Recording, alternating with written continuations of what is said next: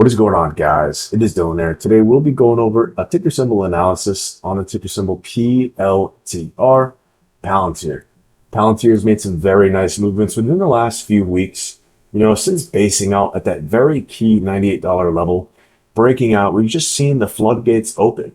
We came all the way back down to this major peak area around that February time and really just forming out, this nice handle formation and breaking out before coming back down. So we have a very interesting spot in the Palantir chart as we have a lot of data going up and a lot of data going down, a lot of conflicting information. So with that being said, we'll break this interesting stock down on multiple different time frames, daily, hourly, and weekly, to get a full scope analysis of what the stock price may do within the next few days and or weeks. Let's get straight to the video, guys.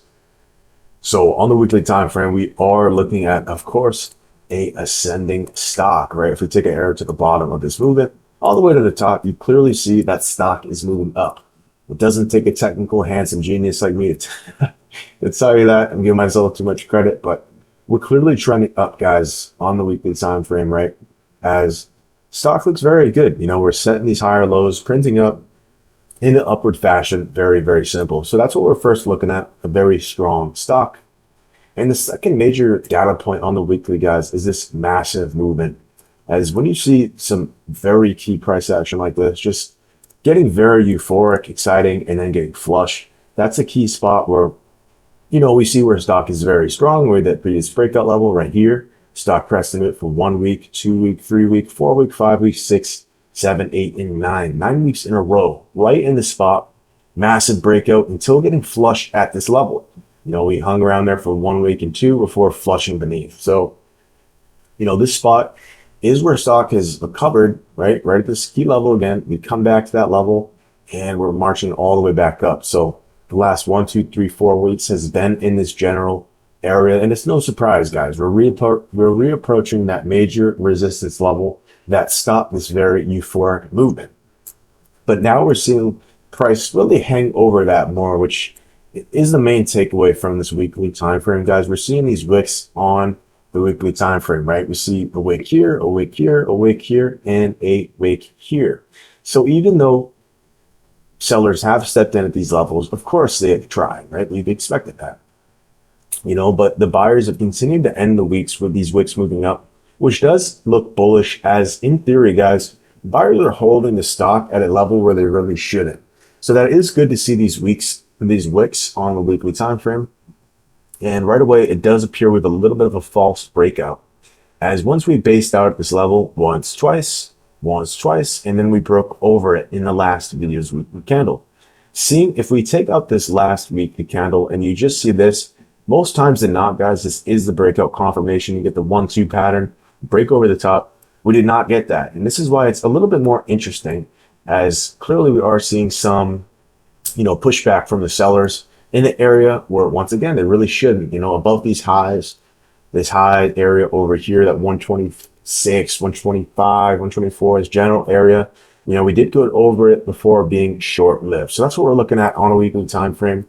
We'll dive into the other time frames now to really get a good gauge whether this, this last couple of weeks and the last couple of days is a false breakout, or maybe it's just a little pullback before tricking sellers before going higher. Let's go jump over to daily.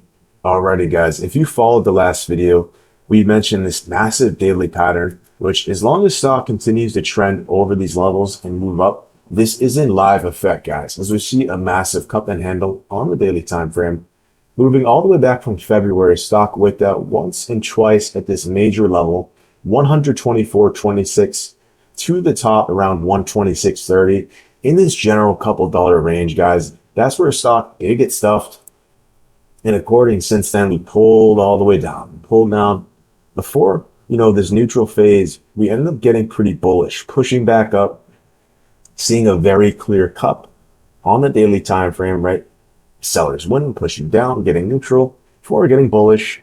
And then stock moves sideways in this handle-like formation, getting ready for that next spot of whatever you want to call it, many different analogies, but the next stop before moving up higher. So that is typically what you see out of a cup and handle formation pattern. And we did see a nice big glide bar pressing out of this handle formation. So that is a very bullish sign. And typically you do see some very nice follow through to come. And it did appear that's what we're going to get, guys, as we've seen 1, 2, and 3 daily candles press perfectly at that. Let's see, what is that marked up at? 130.65. You see, we pressed up against that for once, 2, 3, and 4 days perfectly in a row. In the last video, we mentioned if we break the top of these wicks, it's very likely we push up higher pretty quickly and potentially get to that 135 level. Well, sadly for the buyers and the bulls, that didn't happen, as the next day we opened a little bit lower and we just kind of been dragging our feet, pressing down, you know, and we actually have collapsed from these neckline areas, which is the top breakout marker of this cup and handle, which obviously isn't a good sign for the bulls, but you know, it doesn't always play out in this, is it? You know, if technical analysis was as simple as we have a cup and handle, it's breaking out by, everyone would be millionaires, right, guys? So there's more data to this. You know, it's a very liquid conversation stocks, because you get multiple data points forming every day with news, yada, yada, yada. So looking at that, the signs we do see is we're bouncing at the handle breakout level. So that's currently where stock is being held up as of now. See this massive $120 level. I have mine marked up at 120.18, but that general region, guys, that's a very, very key spot. Is that was exactly where stock came up to once, twice, and 3 times before this breakout. And that forms the descending channel on this handle. As you see it moving down with multiple data points. So that's a very key level. And that's been the first spot where stock has bounced since collapsing from these 125, you know, neckline area. So we're looking at a very interesting situation, as, you know, most times out of not getting the breakouts with the confirmation we've had within these candles constraints, you know, normally more likely than not, around 7 to 8 times out of 10, we actually see these wicks getting taken out and it moves up higher in that nice fashion. But instead we got that pullback. So as of now, if we zoom in a little bit closer to analyze these candles, we do see a pretty nasty candle pressing down before buyers stepped up, showing that wick. And then we see an inverted candle. So as far as the last 2 candles that have come down to test that neckline, it is bearish. But guys, to be honest, on the daily, we're not really getting a whole lot from that point of view, whether this can hold the neckline. Yes, just based off that, we are showing weakness pressing down into this major level, but there's a lot more signs we'll see on the hourly. We can really take the whole picture analysis once we jump through to the hourly in just a second, and we can kind of wrap it all together. So as of now, the implied probability that this level does hold and we push up higher, right, regaining this neckline is very, very, very key level, 126.33. right to that 124.50 spot. The chance that we do hold that and bounce up and move higher, it really is in the air as of now, at least looking on the daily, because you clearly see this ascending trend line marking up perfectly at that spot. So I moved mine a little bit on accident, but you clearly see if we move it a little bit, we have a ton of touch points, guys. 1, 2, 3, 4, a bunch of them. You can move them in a couple different ways. I don't hate if you take it and say, you know, move it over here. It's this general ascending spot. If you take away all the spot, you see, you know, it's been very clear. So this has been a sense of support as well. So a bit of a double padded support here.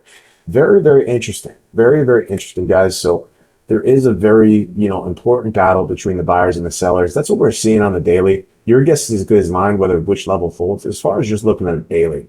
So this is a good time to go pivot over to the hourly so we get a little bit more analysis as far as the short-term momentum within the stock. Alrighty, guys, looking at the hourly, we do see another cup and handle pattern.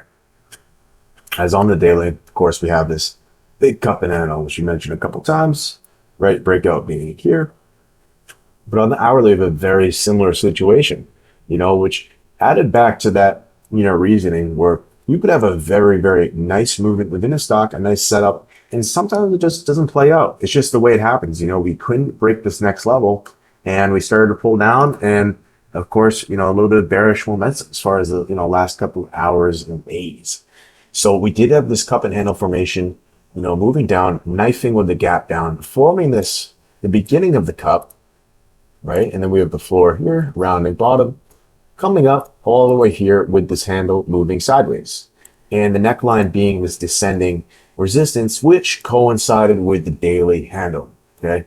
Hope I'm not losing some of you newer traders here. A little bit, a couple things going on here. But, you know, Palantir is continued to sustain in these descending channels. We've seen here it descended, and it was very nice. It gave us that next leg up until entering this handle, right? Getting the next leg up. And typically we would expect more follow through, but we didn't get that. And as of now, we are moving in this descending channel, right? In the last video, we mentioned forming, if we take out all these candles, we mentioned how there's a nice bull flag on a daily time frame. If we broke over the tops here, that major level, you would see follow through, but we didn't get that, right? We kept dragging down, and this descending channel from this flag actually continued to play out over the last 2, 3, 4, 5 days. I believe it's 3 days for daily. Yeah. Since then. So, this does add extra confirmation on each side. So if the buyers do come up and reclaim these levels, we would be breaking this descending resistance, guys, which would look very, very nice as far as a short-term perspective, as it did kind of get psyched out, tricked out. And, we got this level to break, guys. So there is a double resistance at that spot in this major neckline area around that 126.33 to 124.5. So if we do break over that, you would expect to get a lot more volatility, guys. If this level does break, there should be a very nice quick movement to come, as there's a whole lot of sellers hanging in these areas. Sellers have literally sold the stock down for every single time it's come up. We're looking at the hourly candle. So there's been about consecutively 40 hours and in the last 60 of the Palantir price action trading where sellers have been, nope. I mean, we have very, very obvious constraints as far as the hourly channel. And yes, it is descending, which is bearish. But once again, guys, when in doubt, zoom out. We are moving in a bullish fashion with some bullish setup. So you got to lean bullish in these spots, guys. And yes, it is getting a little bit dicey, right? And once again, this leads back. We have this descending channel, which buyers have stepped up, which coincides with this 120. So very much so, this level is super important, guys. If we zoom out, this is the general spot we're in right here. We'll get a lot more indications as the days to come. But as of now, man, we clearly have a floor being this $120 area and the top being that 126.33, this general area. So if we do test, price comes down, we test this level, maybe we get a little bit of a bounce, right? Before coming lower. I mean, that doesn't look good, guys, as clearly we've broken a very key level on multiple time frames. Yes, going back to the weekly, we're still trending up, but as far as a short-term momentum, you would expect at least a couple days a week for us to really bleed down, maybe retest these, 110 levels, come a little bit lower. So I'm really making this video, guys, just to give you guys a heads up. We're in a very, very key spot. We got to keep it blunt. We got to look at it for what it is. We're in this descending channel, moving down, and we have that ceiling and the top, double resistance on the top and double support on the bottom of this channel. So with that being said, guys, keep an eye on major marker points. We'll be covering Palantir a couple of times a week, about 2 to 3 times a week. Depends how many times you guys want to see it. With that being said, guys, I hope you enjoyed the video. If you found any value, drop the feedback below. If you have any price predictions for Palantir, I'd love to hear your guys' predictions, technical analysis. With that being said, guys, hope you have a good day. Take care and